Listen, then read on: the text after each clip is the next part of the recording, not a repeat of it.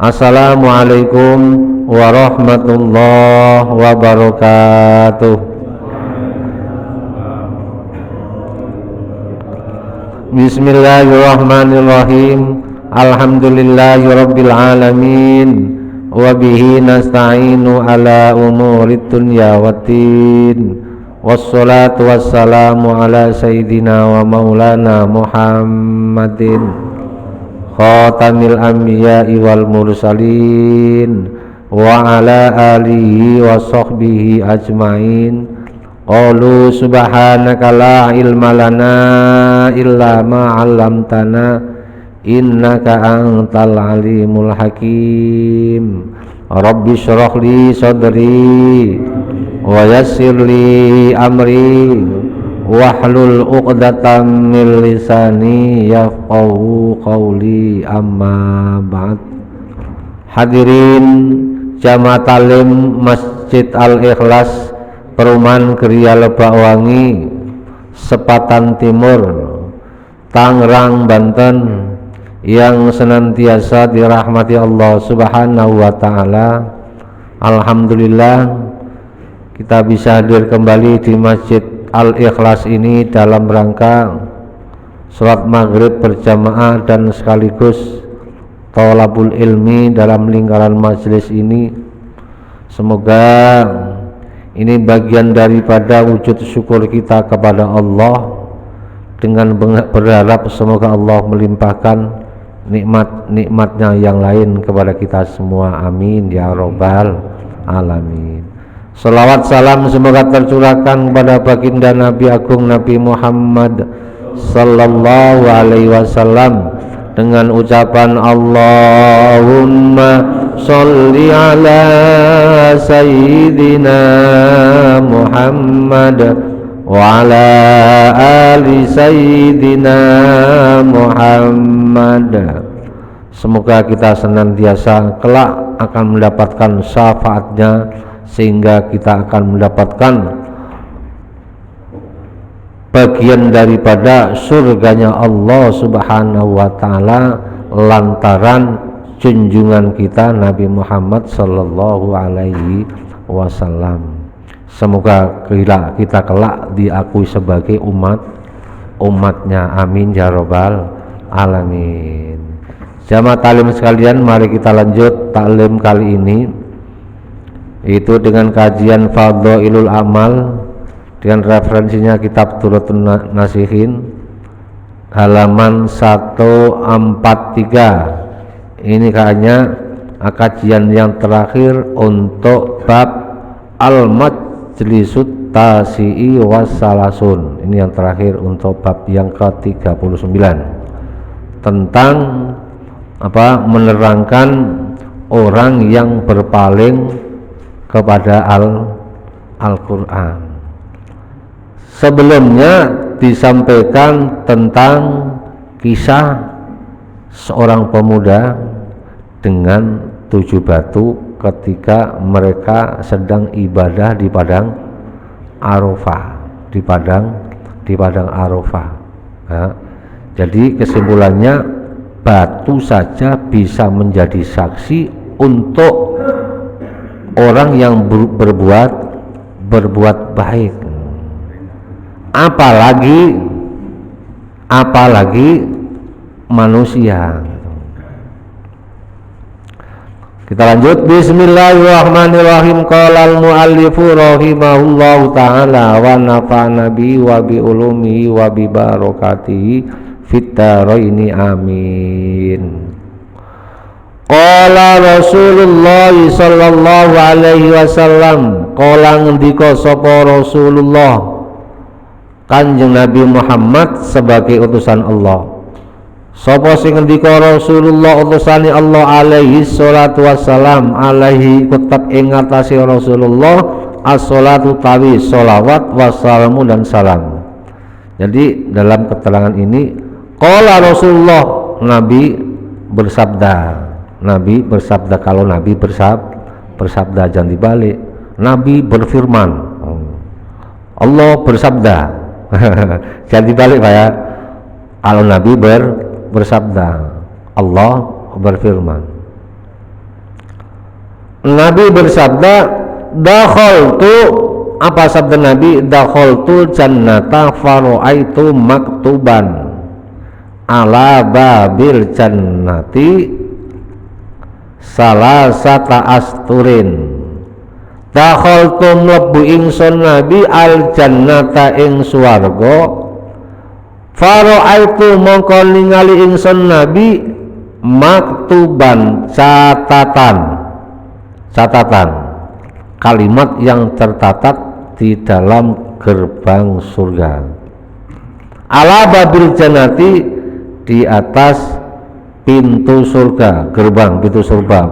Ini maksudnya bukan pintu surganya, tapi gerbang utama pintu surga. Apa yang salasata asturin ing telu piro baris kalima. Jadi salasa ini maf'ul kedua daripada lafal ro'aitu. Maf'ul pertama maktuban, maf'ul kedua salasata gitu ya. Karena ada kalimat yang hanya mempunyai maf'ul satu, ada yang muta'addi maf'ul dua. Ini iya maf'ul sani ya. Maf'ul saninya lafal ro'aitu.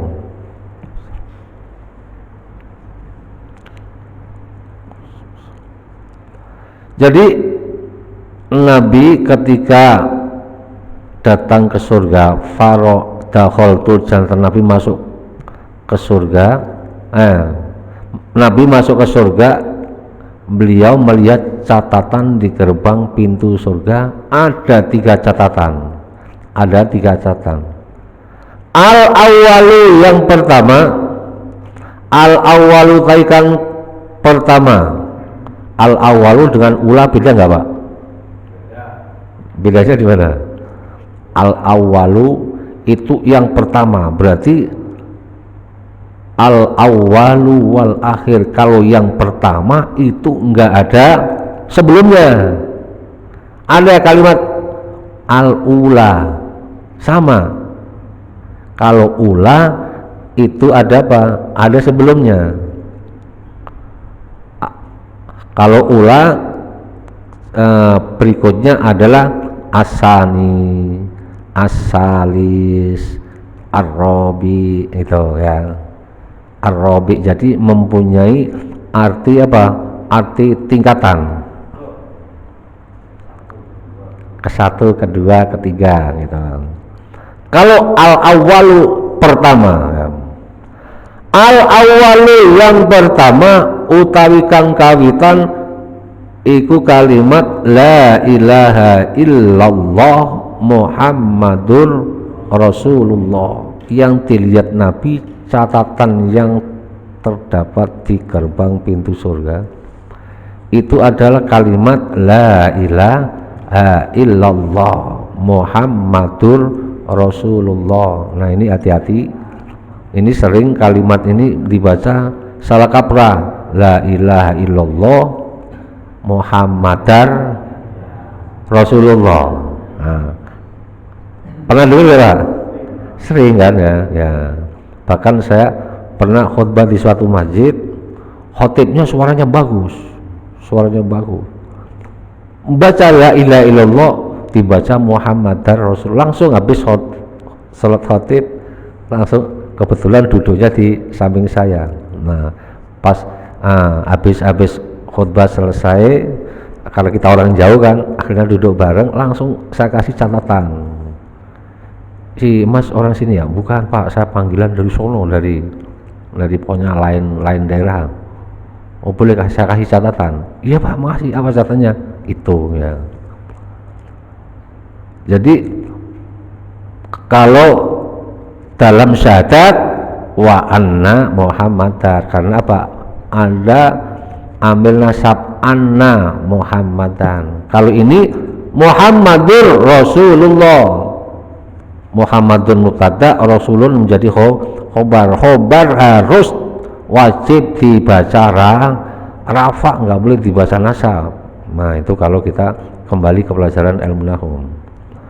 Yang dilihat Nabi di gerbang pintu surga itu kalimat la ilaha illallah Muhammadur Rasulullah. Karena sebelumnya kita sampaikan bahwa kalimat la ilaha illallah ini adalah apa?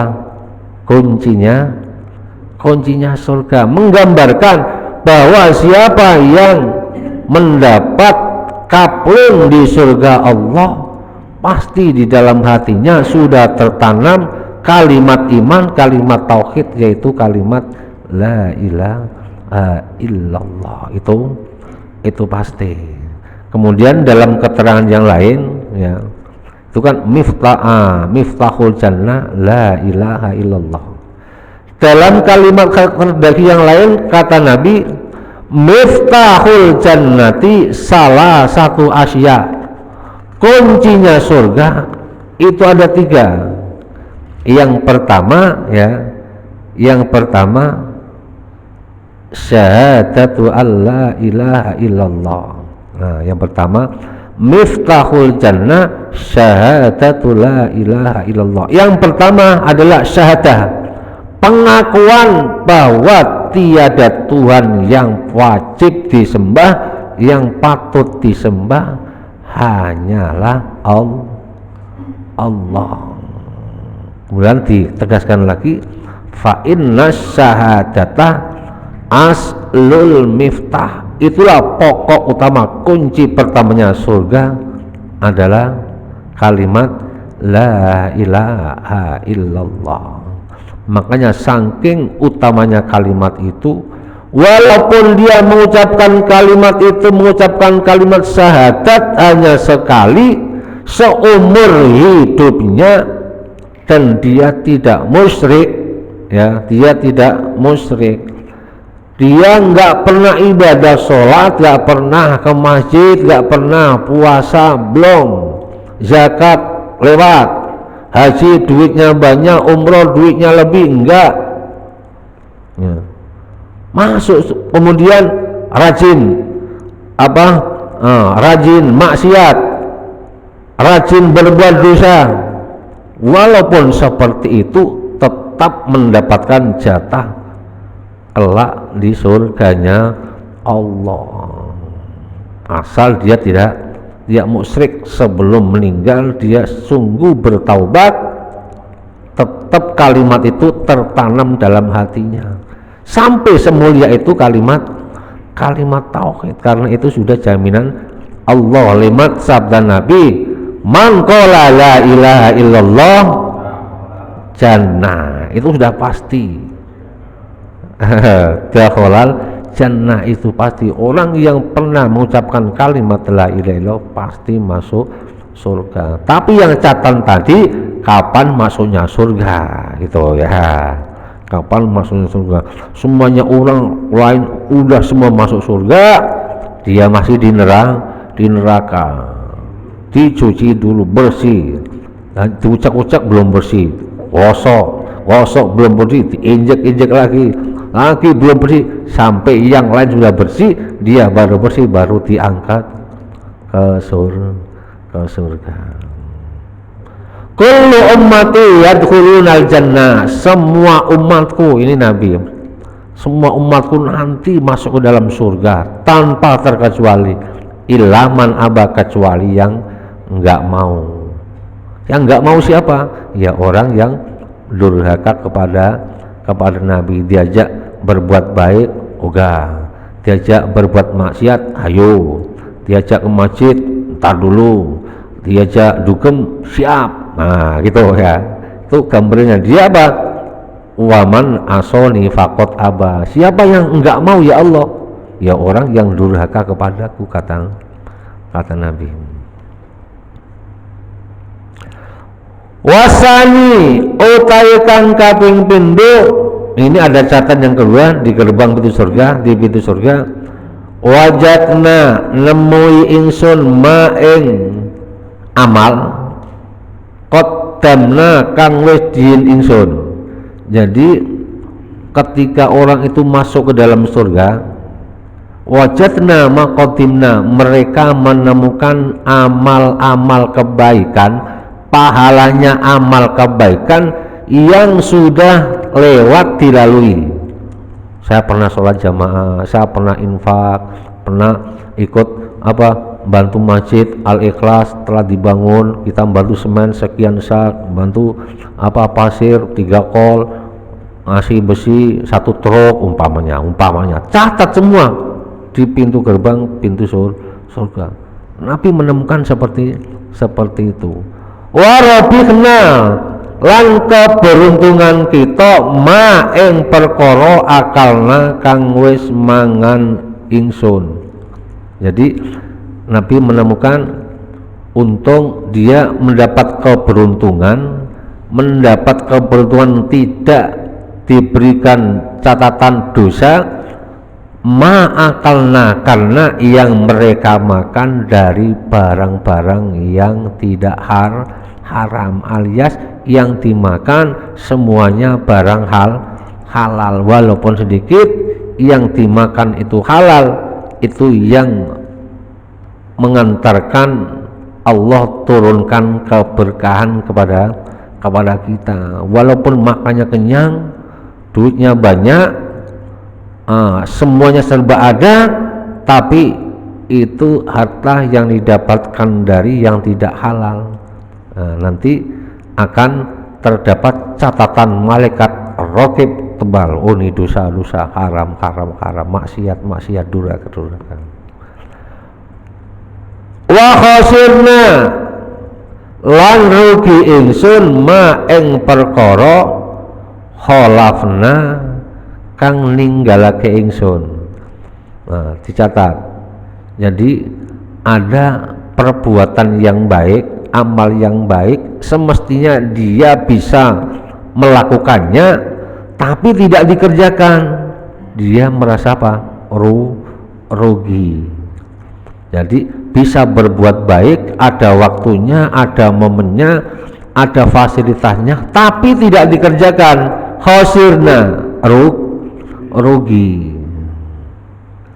Kama qala Allah taala, kama qala dene keterangan qala kang wis ngendika sapa Allah taala, seperti yang difirmankan Allah ini dalam surat. Kalau di sini nggak ada catatannya suratnya apa ya? Setelah kita cari surat Ali Imran ayat 30. A'udzu billahi minasy syaithanir rajim. Bismillahirrahmanirrahim. Sambil ngopi ya boleh Pak, ini kata Pak Retno kalau ini takliman di luar sambil ngopi sambil ngerokok, wah mantap itu ya. Yauma tajidu kullu nafsin ma 'amilat min khairin muhdara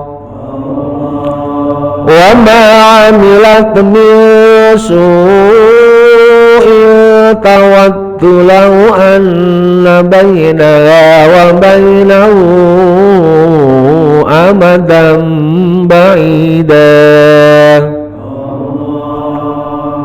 wa yuhadhdhirukumullahu nafsan wallahu ra'ufun bil ibad.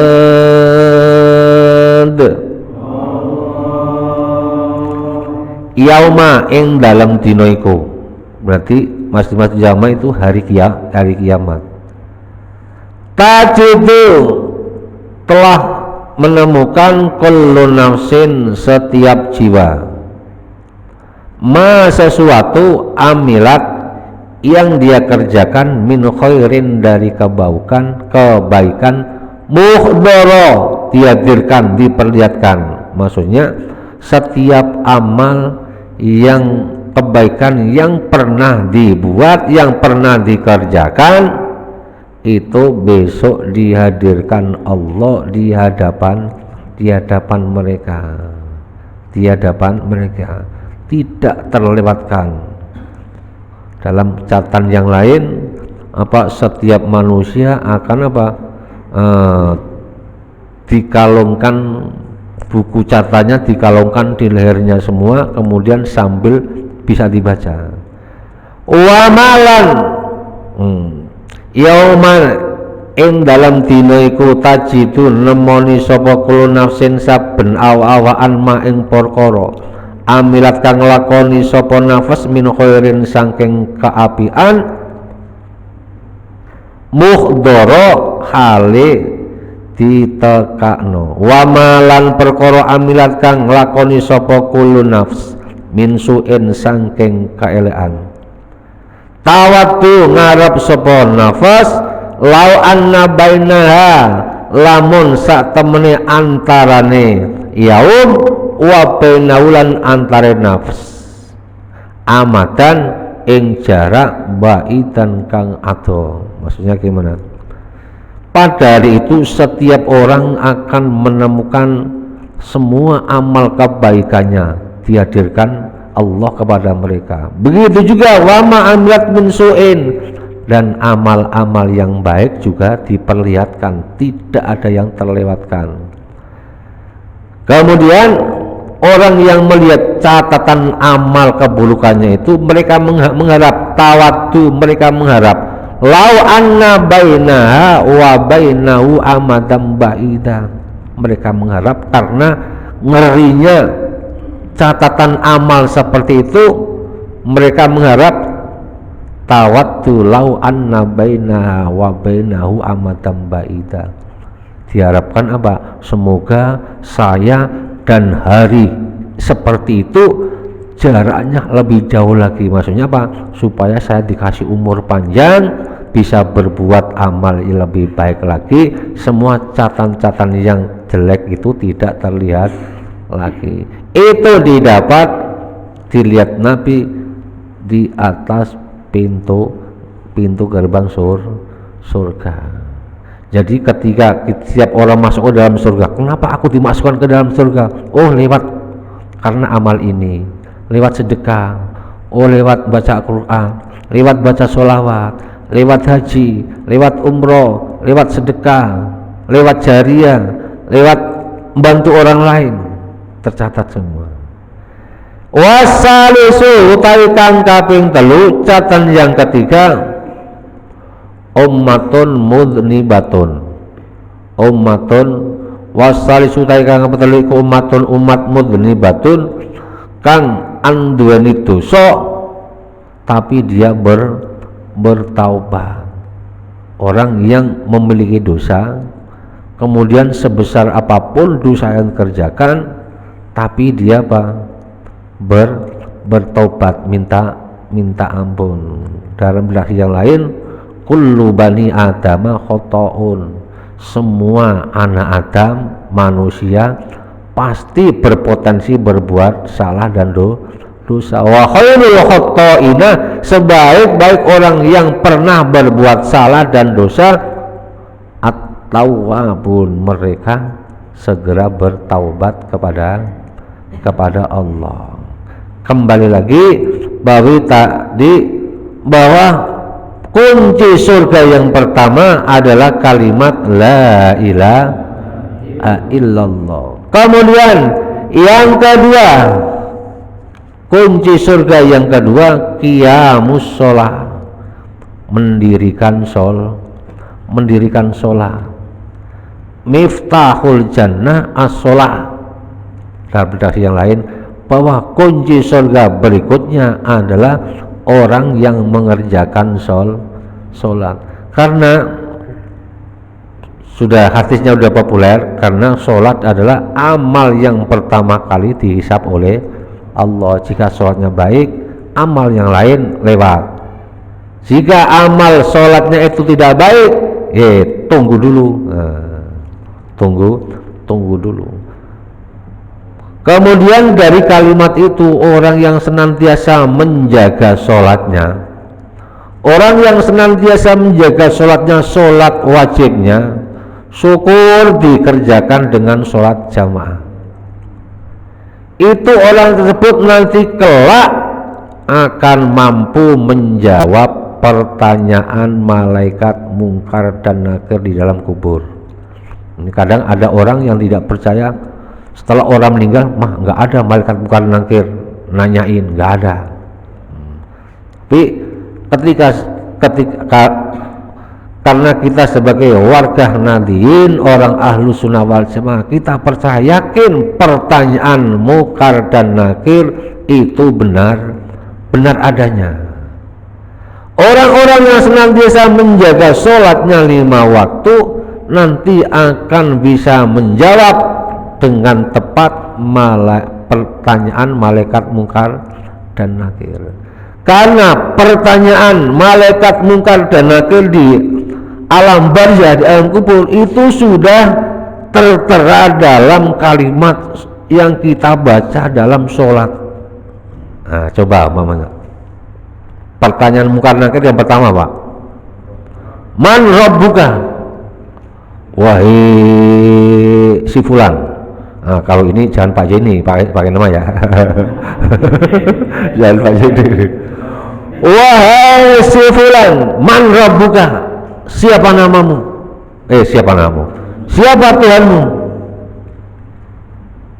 Orang tersebut, malaikat tersebut tidak perlu melihat apa jawaban oleh orang tersebut. Orang tersebut mengatakan Allahu Akbar, dibaca dalam sholat. Allah lah Tuhanku. Jadi dijawab dalam kalimat itu apa, sudah ada jawabannya. Siapa Tuhanmu? Man rabbuka? Allahu Rabbi. Allah sudah dijawab ketika kita sholat mengangkat kedua tangan. Allahu Akbar, Allah Maha Besar, yang lain kecil. Yang kedua, waman nabiyuka? Siapa namamu? Dijawab dalam kalimat sholat, yaitu bacaan apa kira-kira? Allahumma sholli ala Sayyidina Muhammad wa ala ali Sayyidina Muhammad.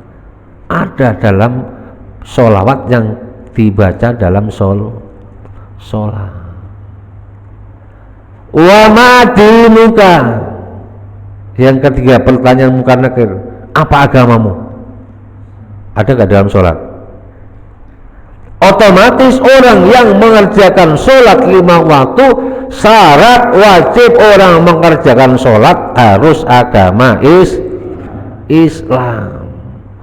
Orang murtad dia wajib, tapi sholatnya tidak sah karena dia sudah murtad. Orang kafir sholat nggak sah.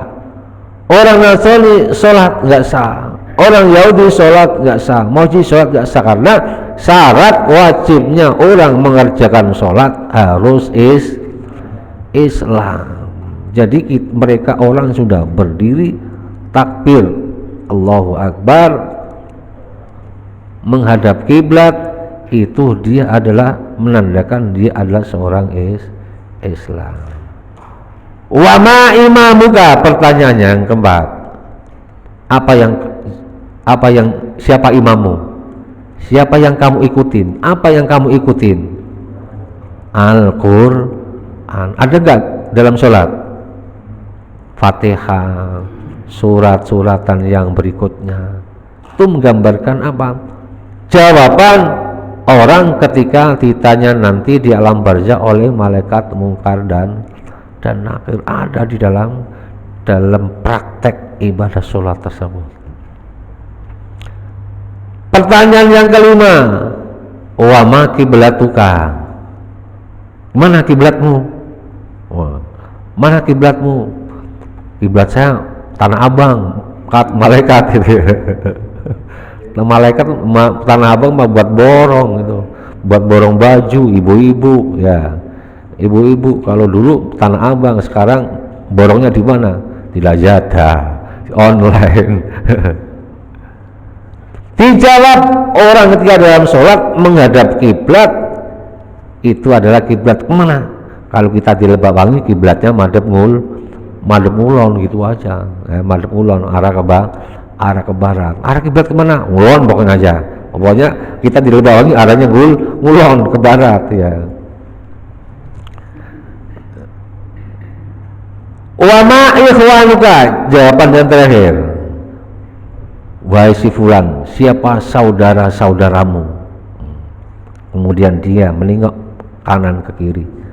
Saudara-saudaraku adalah muslimin dan muslimat yang ngikut sholat jamaah. Ini saudara-saudaraku semua. Ini menggambarkan bahwa apa? pertanyaan malaikat mungkar dan nakir sudah tersirat di dalam ibadah sholat 5 waktu. Kalau ditanya malaikat mungkar nakir itu sudah beres, sudah lulus, apa yang terjadi? Kita mungkin ingat kalimat-kalimat pujian ya, bahasa Jawa dulu. Lamun siro wis bisa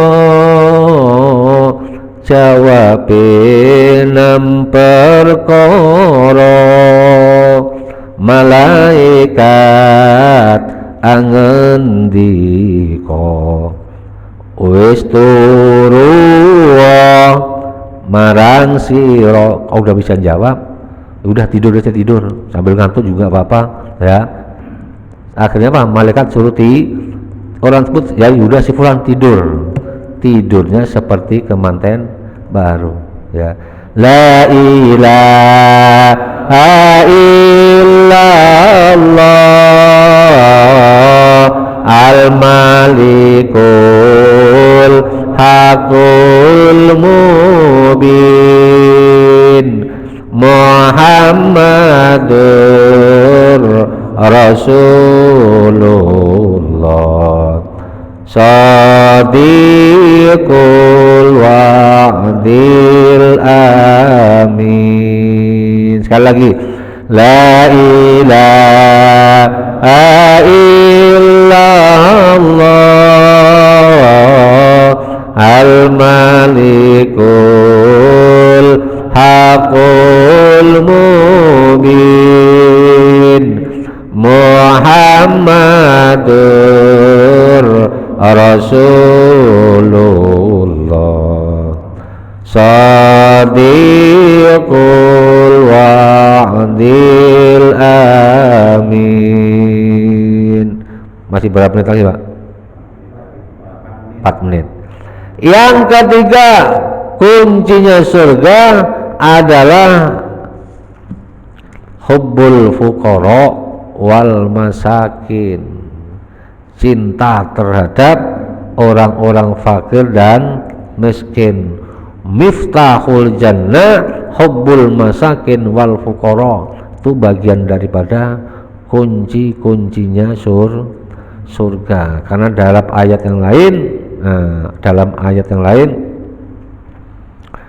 wa fi amwalihim haqqun lis-sa'ili wal mahrum. Bukti bahwa kita cinta terhadap orang-orang yang lemah, fakir dan miskin, itu menghantarkan orang tersebut nanti akan mendapatkan serah terima kunci pintu surga. Pak Sujito, ini pintu, ini kunci buat nanti di surga. Ada apa? Ambil sekarang Pak, gitu. Bukan pintu kabling, bukan pintu kablingnya Pak Ritno yang sono di Madani, bukan. Kunci surga lewat siapa? Hubbul masakin wal fuqara, atau hubbul fuqara wal masakin. Makanya dalam surat fa'ammal yatima fala taqhar, surat apa itu Pak? Surat apa? Wadduha ya. Sering kita baca, tapi kadang kalau suruh uji surat apa ya, kalau dikasih potongan ayat lupa ya, ini surat apa? Fa'ammal yatima fala taqhar, terhadap anak-anak yatim kalian jangan suka sewenang-wenang. Jangan suka sewenang-wenang. Kemarin agak yang viral, punya yayasan yatim, tapi anak yatimnya dibuat sewenang-wenang. Pernah kita melihat orang-orang Pak, assalamualaikum, minta sedekah buat yayasan anak yatim, itu ternyata diperlakukan oleh yang punya yayasan, suruh minta. Kalau memang istilahnya dia tidak bisa seperti itu, ya udah jangan buka menerima anak yatim. Tapi setelah anak yatim dititipkan itu, anak yatim dimanfaatkan. Fa'ammal yatima fala taqhar, terhadap anak yatim jangan dibuat semenang-menang, atau sebaliknya jangan semenang-menang terhadap anak yatim. Wa amma sa'ila fala tanhar, dan terhadap wa amma sa'ila, terhadap orang-orang yang miskin yang suka meminta. Nah, dimaksud sa'ila itu orang miskin, orang lemah, dia nggak bisa hidup, nggak punya ekonomi, tapi dia meminta-minta. Falat tanhar, jangan dibentak, jangan dihardik.